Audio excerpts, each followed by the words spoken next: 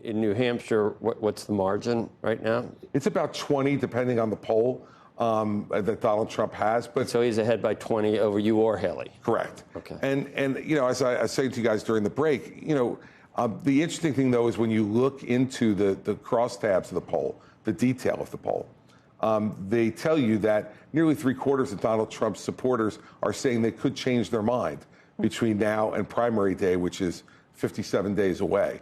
So, you know, from my perspective, that's what you got to do. You got to go out there and change minds. And that's why I'm spending a lot of time on the ground in New Hampshire. We're spending our advertising dollars in New Hampshire.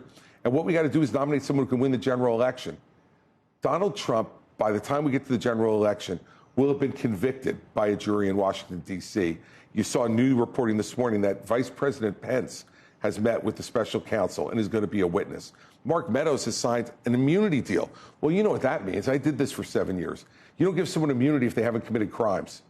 So Mark Meadows is going to say he committed crimes, and he's going to accuse Donald Trump of committing crimes under oath, not some left-winger. You did this as a former prosecutor. Yeah, to point out, not that's as somebody, right. Yeah, not as someone who committed crimes. No, as someone who prosecuted crimes for 7 years in the 5th largest office in the country. And here's the thing: if Mark Meadows sits on a stand, raises his hand and takes the oath, and says, "I committed crimes in Donald Trump's name," and he committed crimes too, you can't blame that on a two-tiered system of justice. You can't blame that on some left-wing prosecutor. That's a former founder of the Freedom Caucus. It's still possible that a convicted Donald Trump could be the nominee. It absolutely is. And what that will lead to is a Joe Biden second term. Mitt Romney said, I'll vote, a Democrat would be better, I'll vote for a Democrat if it's Donald Trump. Would you vote for Joe Biden versus Donald Trump? I couldn't vote for Joe Biden. I just couldn't, because I just don't think when you watch him day to day. Is Mrs. Christie going to be on your ballot? Mrs. Christie could be on my ballot. She would be a better choice for sure. And Joe Biden just is too... But you won't support Trump? No. No matter what. Look, here's the thing. I can't support a convicted felon. Well, you wouldn't support him even if he isn't. I'm a former prosecutor. You wouldn't even if he isn't. Right. But here's the thing, Joe. Like, it's now this has become a certainty in my view with Meadows' testimony. And so now they're asking someone like me, who's a former prosecutor, to support a convicted felon for president. Think about this. He can't even vote for himself. If he is convicted in April or May, which I expect he will be, he will not be able to vote for himself in November. That's who we're going to put on the ballot. What do you think the Democrats are going to talk about from that day to November? All they're going to talk about are the crimes he committed to try to overturn the election. And they just submitted a brief, his lawyers, saying he never took an oath to support the Constitution. Well, hell, man, I was there. I heard him say, preserve, protect, and defend the Constitution of the United States. I heard him say it. They're even denying that now. If you think that's not going to be the main thrust of the Democrats' campaign, if he's the nominee, you're living in fantasy land. Chris, if somebody is to challenge Donald Trump, there has to be a consensus among everybody else in the Republican Party about who that contender would be, whether that's you, whether that's DeSantis, whether that's Nikki Haley. Have you ever had any conversations with either of the two of them about potentially teaming up or supporting each other down the road? No, I haven't. And I suspect, knowing Nikki and Ron, they haven't had conversations with each other either.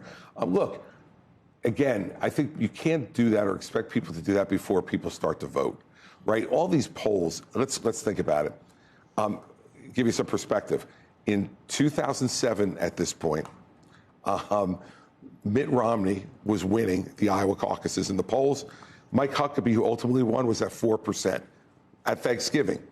In 2011, Newt Gingrich was winning the Iowa caucus, according to the polls, and Rick Santorum was in 6th place at 3% on Thanksgiving. And in 2015, Ben Carson was beating Donald Trump by 10 points, and Ted Cruz was at 6%. He ultimately won. So I think, Becky, when you're in this business, you look at it and you say, okay, I can't make decisions today based upon polling that over the last 3 competitive cycles has been so faulty. So let's have some people vote in Iowa, New Hampshire, and South Carolina. Those are the 3. And I think after that, you're going to see the voters are going to speak. Yeah. And then it's going to be obvious. Look, when I ran 8 years ago, and I didn't do well in New Hampshire, I dropped out.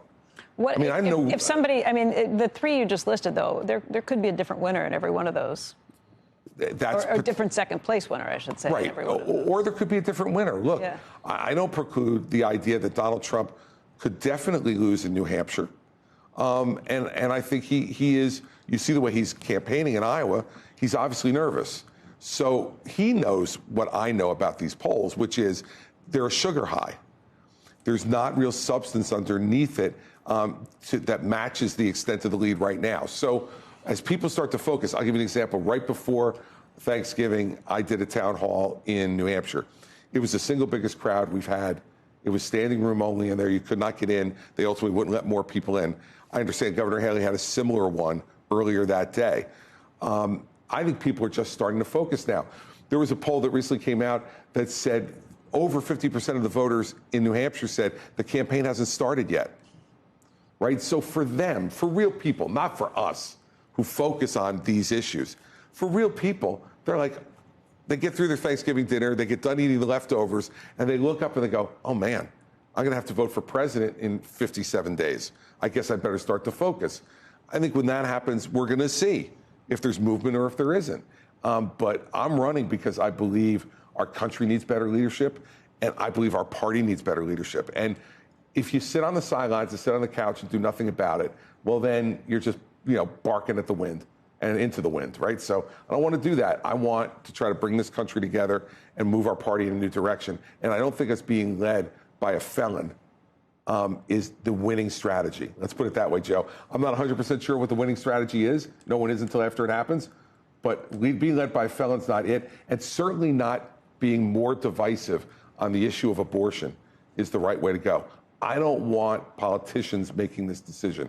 I want the people making these decisions. We see in our own circles, I'm sure, how emotional this decision is for people. Right. It's very emotional.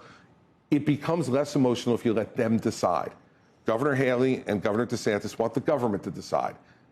And I want the people to decide. And I think that's a major difference. All right.